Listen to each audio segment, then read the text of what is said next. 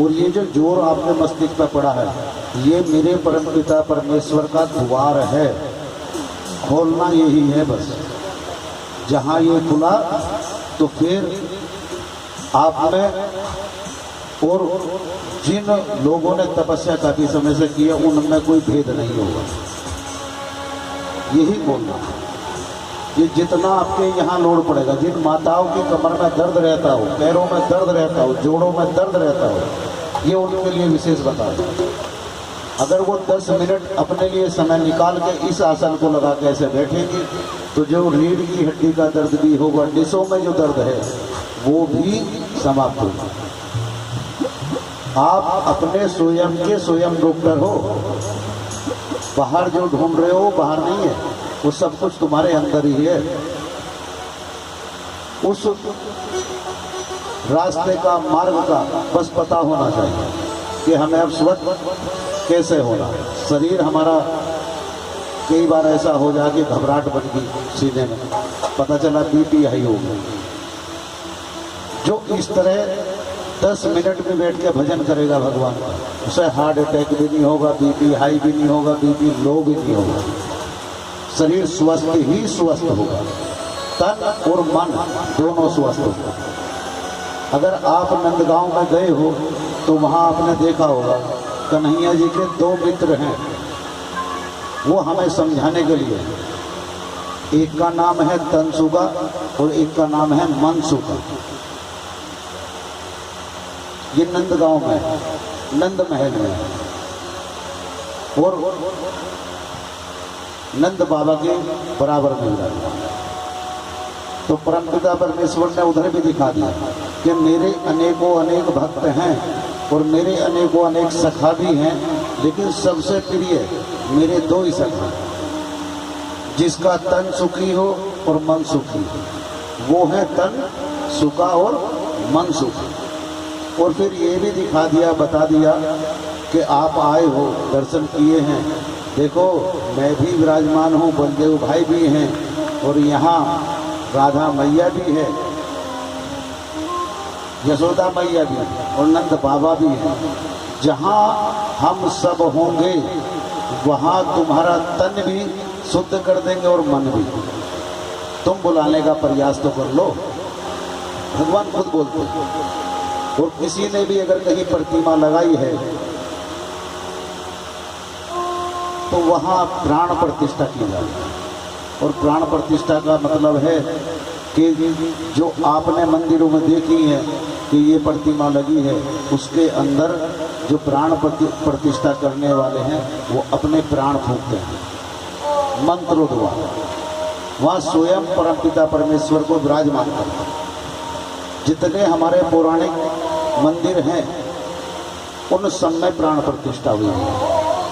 आपने कभी देखा होगा वास्तु शास्त्र में भी अगर आप जाओगे, पढ़ाई लिखाई में ही आ जाओ बुकों में, किसी बुक में ये नहीं लिखा होगा कि आपके जो घर का मंदिर है उसका मुख आप पूर्व दिशा को करो, किसी में नहीं लिखा होगा। वो दोष लगता है। घर में जो आपको पूजा करनी है तो आपका मुख पूरब साइड में होना चाहिए, मंदिर ऐसे लगा हो पूरब दिशा से। भगवान की पीठ घूमी हुई है, गंगा मैया की पहाड़ से गंगा निकली है। उदाहरण के लिए भी बता रहे हैं, गंगा निकली है कौन सी दिशा में? पूरब। शुद्ध पवित्र है। मृत्यु लोक में हमें तो लगता है गंगा जमुना से शुद्ध पवित्र कुछ है ही नहीं। परमपिता परमेश्वर की बात नहीं कर रहे, ये मृत्यु लोक की बात है। और हम जैसे प्राणियों के लिए एक मात्र साधन है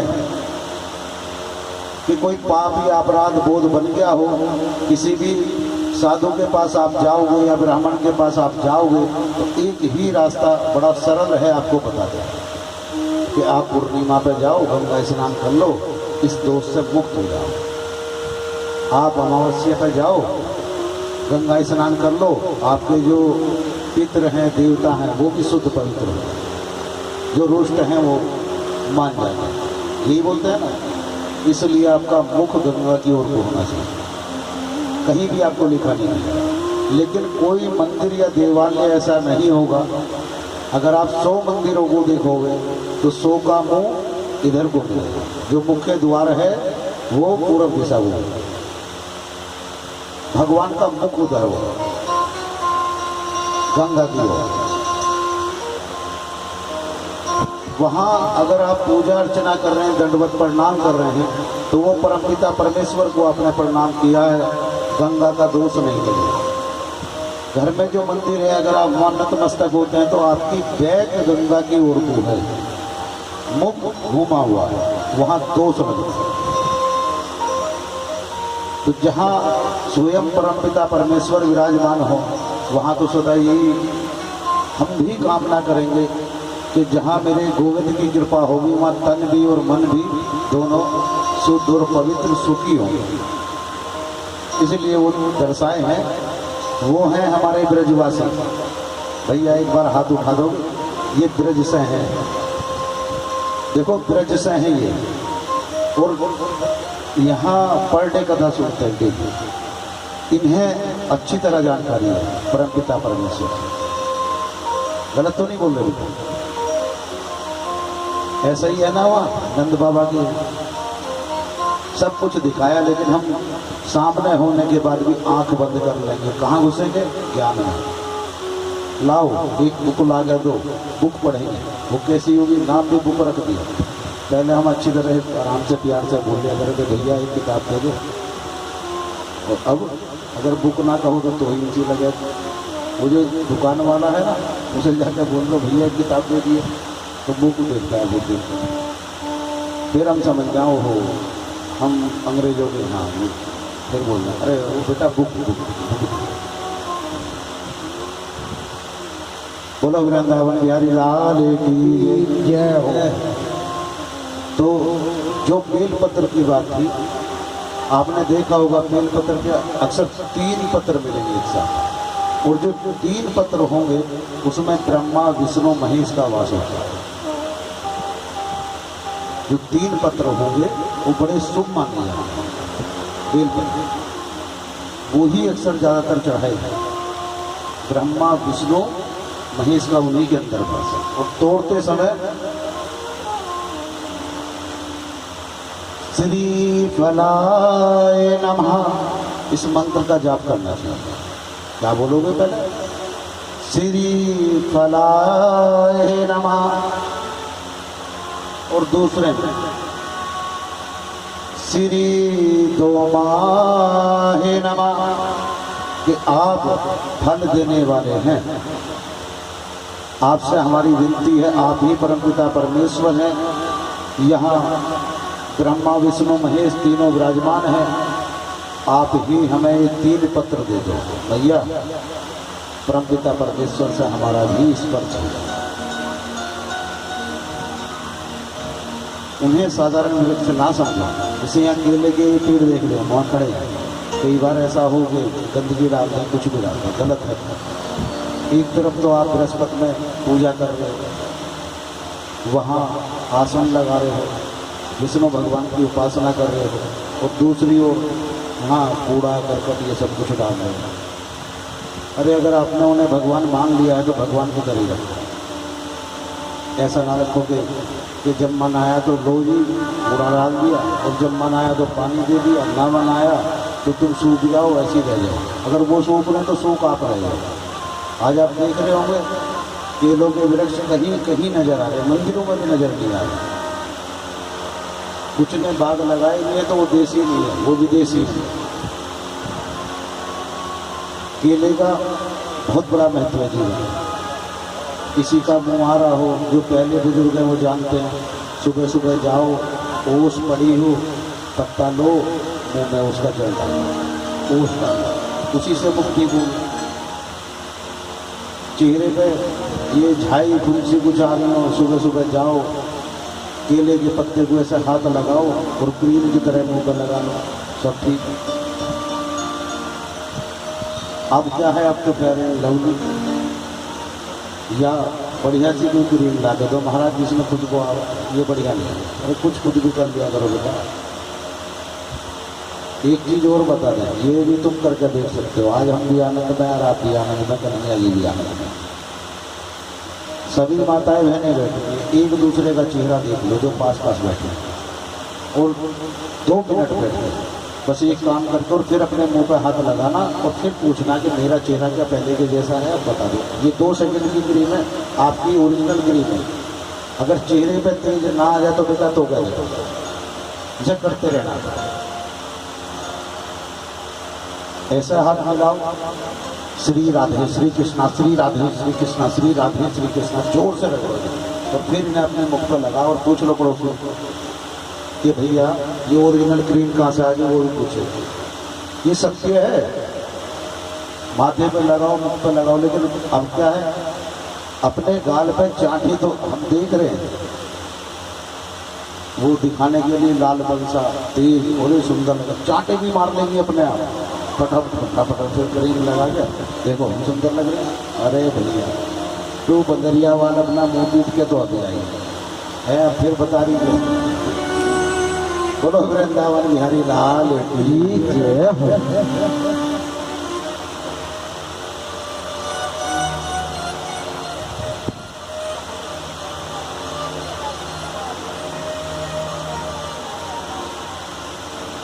जहाँ सुमति ता संपत्ति नाना। देखो क्या कह दिया कि अगर हम जहाँ सुमति है वहाँ संपत्ति नाना, पर इसका अर्थ समझ ले, वो भी बता।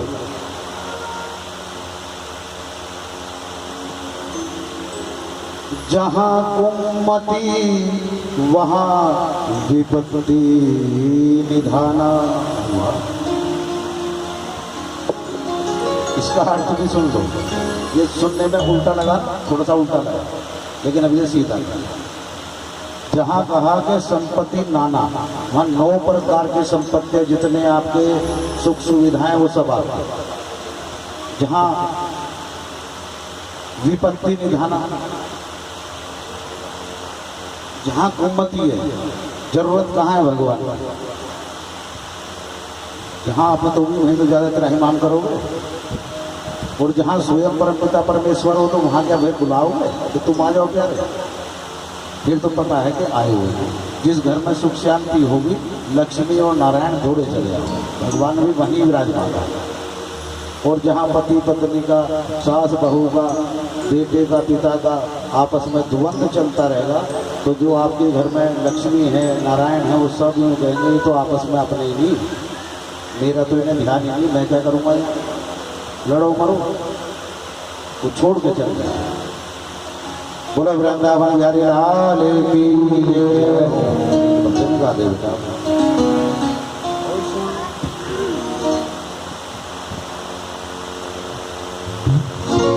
बाके बिहारी लाल की राधे राधे बोलता माएंगे, राधे राधे बोला है तो श्याम आए हैं, राधे राधे बोलता माएंगे, आएंगे श्याम आएंगे, राधे राधे बोलता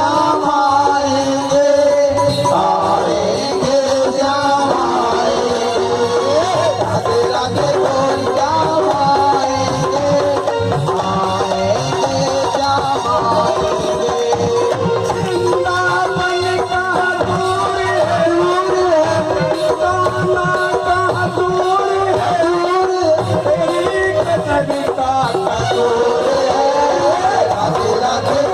जा।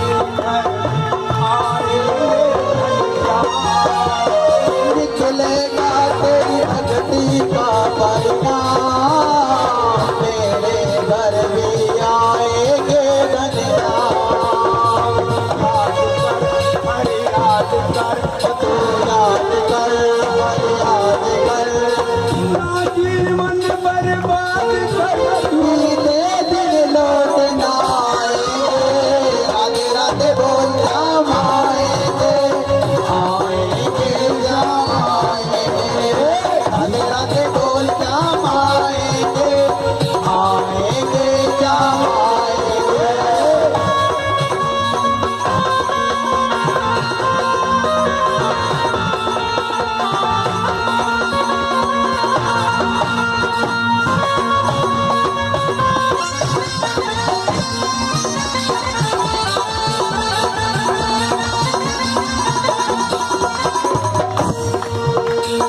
ना देखे कोई धर्म कर्म कोई ना देखे कोई धर्म कर्म भक्त भक्तों के दिल की बात ना देखे कोई धर्म कर्म कोई जात जाने भक्त भक्तों के दिल की बात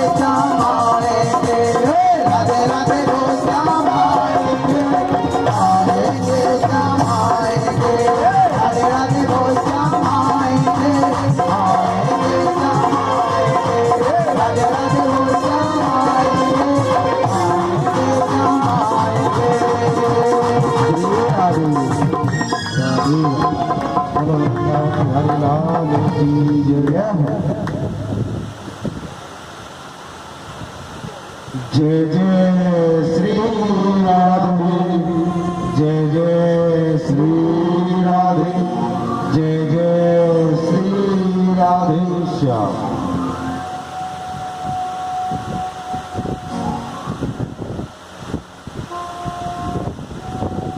एक बार फिर प्रार्थना करने को हमें लग रहा है पाप दोष सारे नहीं आ गए। पापो हम पाप कर्मा हम तिहे मां कुंडलिका सर्वे पाप हरो हरि।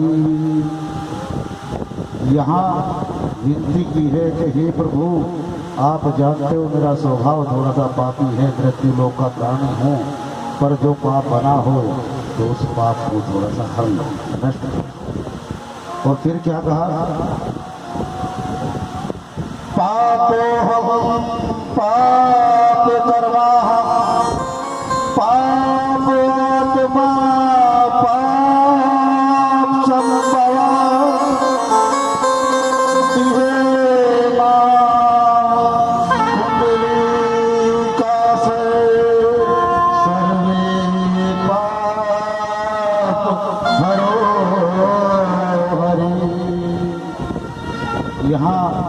भक्त ने सीधा ही बोला कि हे प्रभु, अगर कोई ऐसा पाप दोष बना हो, पापी हूँ, कहीं बन गया हो, तो उसके लिए मेरे पाप दोष सब हट, ये मेरी विनती है। और भगवान ने बोल दिया, कोटि विपर बदला ले जाऊं आए, शरण तजो मिटाऊं,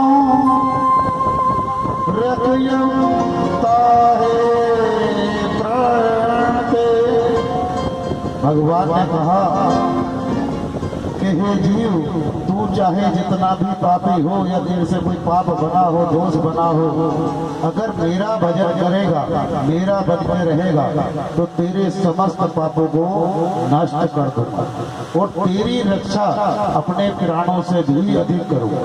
तू मेरा इतना प्रिय होगा क्योंकि मेरा भक्त है। और भक्त के लिए स्वयं भक्त वत्सल भगवान, अगर जरा सी भी कहीं कोई भक्त को दिक्कत हुई, दौड़ पड़ता, जैसे कि सुदामा जी के लिए आपने प्रसंग में भी सुना होगा, देखा भी होगा, सीधे भगवान नंगे पैर दौड़ गए। प्रभु बोलते हैं कि थोड़ी तो भक्ति कर ले, अगर थोड़ा भी मेरा नाम ध्यान रखेगा तो तुझे मुसीबत में करेगा। लेकिन हम बोल भी रहे हैं एक तरफ के पाप, अब जो पापी भी है, पाप आत्मा है, और प्रभु पाप बनेगा भी।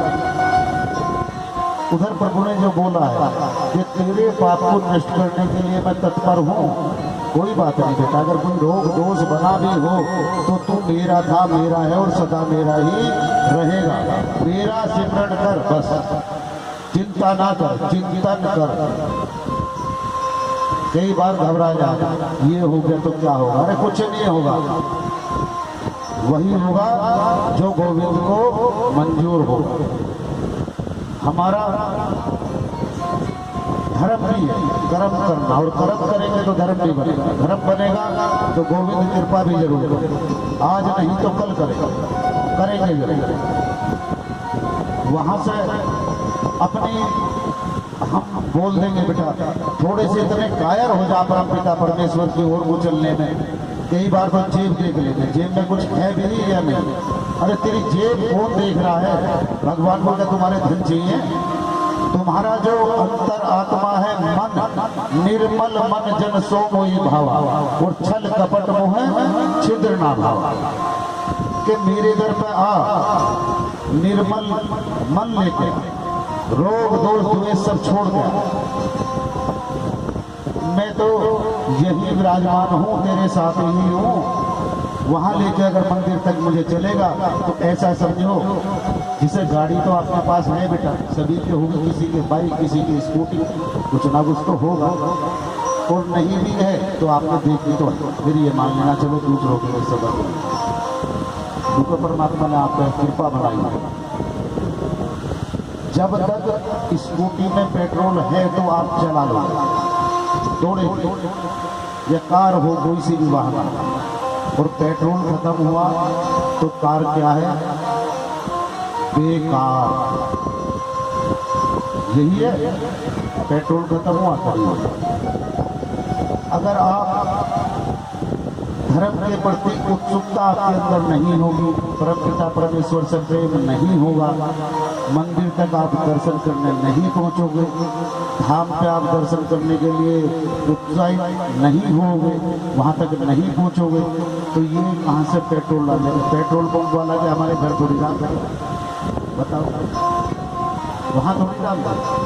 और घर पे भी अगर बोल दें कि आज मॉडर्न जमाना महाराज जी, इलेक्ट्रिक कार आ गई, बाइक आ गई है, हम तो घर पे ही चार्ज कर लें, तो बेटा चार्जर मत लगा, डायरेक्ट लाइट से चार्ज कर दो बेटा। इतना प्रेम तो परमपिता परमेश्वर के चरणों में सदा रखना चाहिए। कहीं आपके आसपास कोई मंदिर हो, वहाँ देख लो या कूड़ा करकट इकट्ठा हो रहा है, उसे साफ कर दो। अरे तुम सनातन धर्मी हो, और सनातन धर्मी का धर्म है कि अपने प्रेम परमपिता परमेश्वर से प्रेम करो, वहाँ साफ सफाई भी रखो।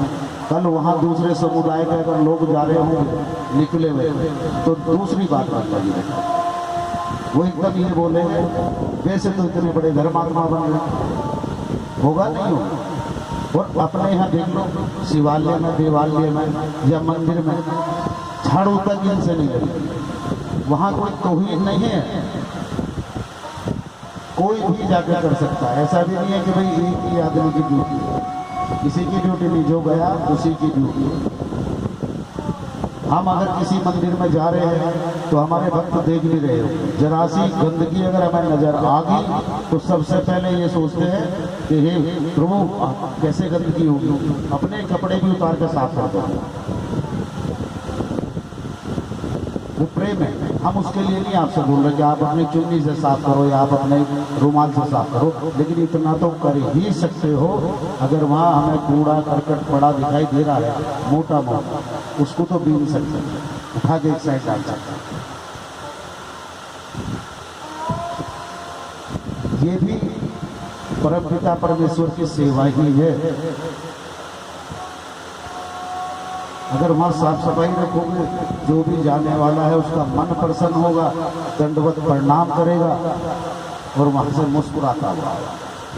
फिर ये भी बोलेगा, वो अगर गांव का हुआ, अरे मैं तो फला गांव से आया हूँ, हमारे गांव में इतनी सफाई नहीं है, मैं तो सफाई, तो दंडवत प्रणाम करने में भी डर नहीं था कि कपड़े बड़े। ये कराया किसने? आपकी थोड़ी सी भगवान के 10 भक्त बढ़ाते हैं। जहाँ सफाई होगी वहाँ तो दौड़ के आदमी नतमस्तक होगा। आपने ही 10 भक्त बढ़ा, आपकी भक्ति बढ़ी और आपको पता भी नहीं चला कब बढ़ी। साधुओं का कार्य यही तो, हमारे ये महाराज जी बैठे मंदिर में दिन रात लगे रहेंगे, अगर जरा सी गंदगी नजर आ गई तो चाहे कुछ भी करना हो। देखो ऊपर देख लो, मंदिर में प्रतिमा एक नहीं बेटा, सभी की इजाजत है, लेकिन एक गलत, कुछ लोग अभी भरने हमारे जो सनातन धर्मी हैं और आप भी माताएं बहन, कई बार पहुंच जाओ मजार में, मजार किसका है? ये अतिउल्लाह खां का है, जो किसका है? ये अब्दुल करीम का है, और ये मजार किसका? ये तो अब्दुल्ला का। ये आपसे विनती है कि किसी ऐसी मजार पर ना जाया करो, वो जीतते हैं वो उन्हें पूछते नहीं है, और आप दिन रात आना हम मजाक करने वाले, वही लोग बोलते हैं।